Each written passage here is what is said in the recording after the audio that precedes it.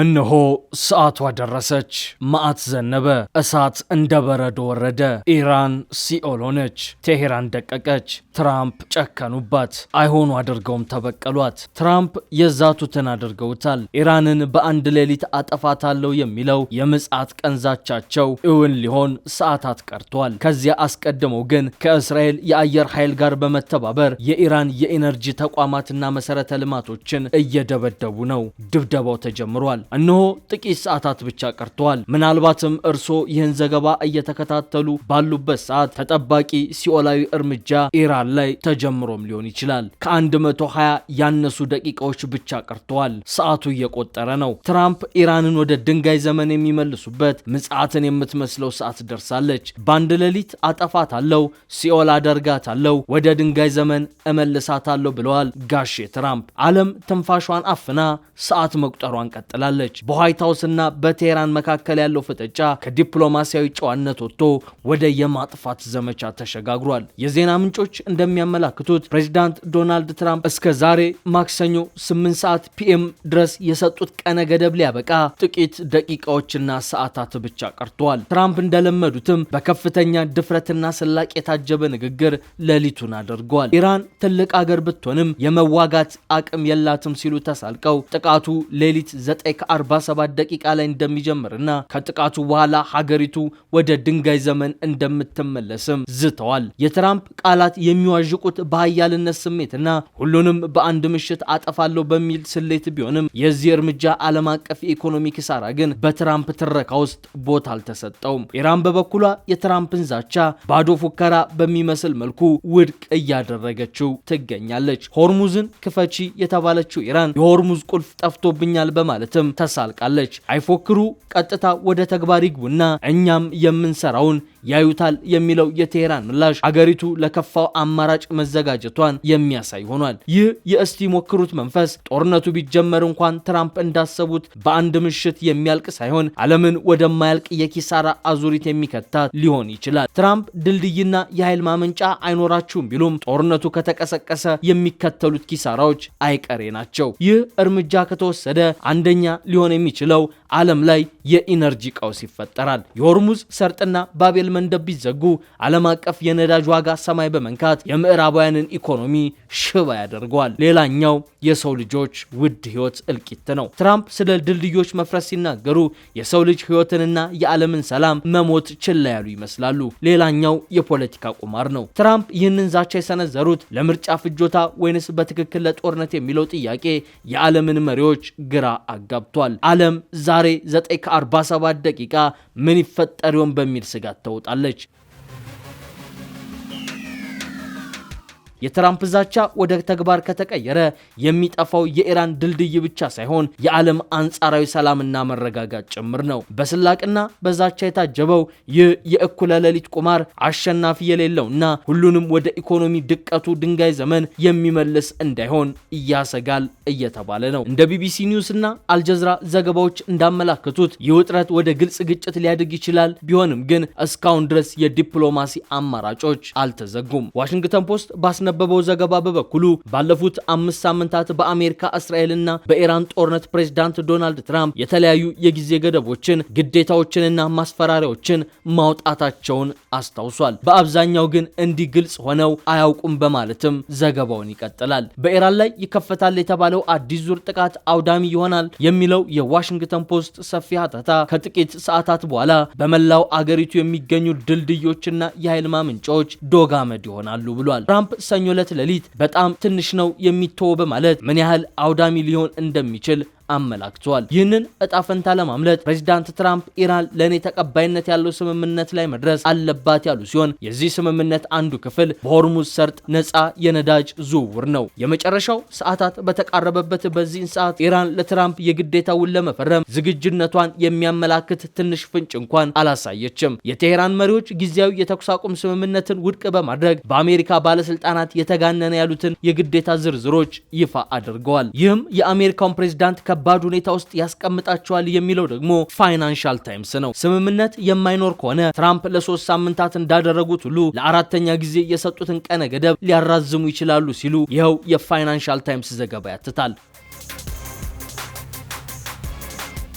ሆኖም ከእንዲህ አይነት ዝርዝር ማስፈራሪያ ካመነቱ ጦርነቱ እየተባባሰ ሲሄድ ያላቸውን አመኔታ ይሸረሽራል ሲል ያክላል። ኢራንና የተቀረው ዓለም ምንም እንኳን አሜሪካ በወታደራዊ ጡንቻና ስልት የተካነች ብትሆንም በግልጽ የጥንካሬ አቋም እየተደራደረች አይደለም የሚል መደምደሚያ ሊይዙ ይችላሉ። ሰኞ ዕለት ጋሼ ትራምፕ በሰጡት ጋዜጣዊ መግለጫ አሸንፈናል ሲሉ አጥብቀውና ደጋግመው ተናግረዋል። በወታደራዊ ኃይል ተሸንፈዋል።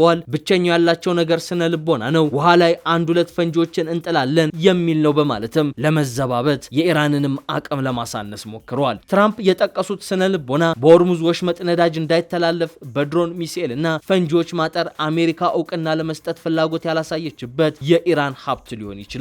በሰኞ የትራምፕ ጋዜጣዊ መግለጫ ባለፈው ዓመት ሚድናይት ሐመር በሚል ስም የሚጠራውን በኢራን የኒውክሌር ጣቢያዎች ላይ የተፈጸመውን ጥቃት፣ ባለፈው ጥር ደግሞ የቬንዙዌላውን ኒኮላስ ማዱሮን የተያዙበትን መንገድ እንዲሁም በሳምንቱ መገባደጃ የነበረውን የአሜሪካ ወታደሮች የህይወት አድን ተልዕኮ በመጥቀስ የአሜሪካን ወታደራዊ ኢላማ መቺነትም አድንቀዋል። ትራምፕና የብሔራዊ ደህንነት ቡድናቸው በቅርቡ የተካሄደውን ተልዕኮ ስኬትን በደስታ አክብረዋል። የተወሰደው እርምጃ አስደናቂ ቢሆንም የመከላከያ ሚኒስቴሩ ፒት ሄግሴት አሳዛኝ ክስተት ከመፈጠሩ በፊት ሁኔታውን ለመቆጣጠር የተደረገ ተልዕኮ መሆኑን ግን በተዘዋዋሪ ለመጠቆም ሞክረዋል። ምንም እንኳን አሳዛኙ ሁኔታ ቢወገድም ውዳሴ ያስተናገደው የህይወት አድን ተልዕኮ የአሜሪካ ወታደሮች በኢራን የሚጠብቃቸውን አደጋ እያንጸባረቀ ነው። በተጨማሪም ፕሬዝዳንቱ የአሜሪካ ወታደራዊ ኃይል ገደቦች እንዳሉት የተማሩበት ሊሆንም ይችላል። ሌላኛው አማራጭ ትራምፕ ዛቻቸውን እውን ማድረግ ነው። ሰኞ ዕለት በተለያዩ ሁኔታዎች ይህ መፈጸም የማይፈልጉት መንገድ እንደሆነ ለመጠቆም ሞክረዋል። ምንም እንኳን ትራምፕ ኢራናውያን የቀጠለውን የአሜሪካ ወታደራዊ ዘመቻ እንደሚችሉት ፍላጎት አላቸው ቢሉም አሜሪካ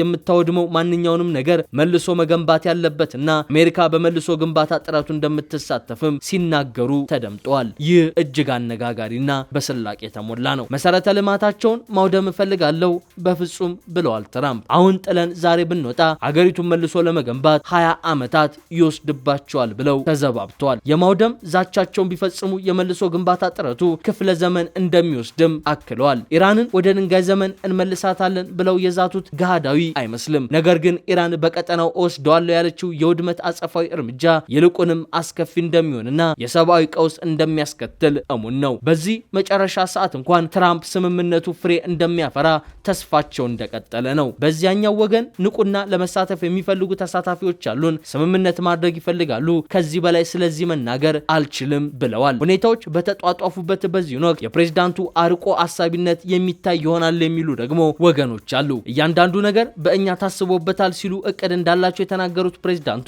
ሰኞ ዕለት እቅዳቸውን ይፋ አላደርግም ብለዋል። ይህም ከመጋረጃ ጀርባ ድርድሮች ለህዝብ ይፋ ከተደረገው በላይ ስር እየሰደዱ ለመሆኑ አመላካች ሊሆን ይችላል። ወይንም ደግሞ የውሸትና የምኞት ጥምረት ሊሆንም ይችላል። እስከ ነገ ድረስ ጊዜ ያላቸው ምን እንደሚፈጠር እናያለን። በጥሩ ልቦና ይደራደራሉ ብዬ አምናለሁ። የምናየው ይሆናል በማለት ተናግሯል።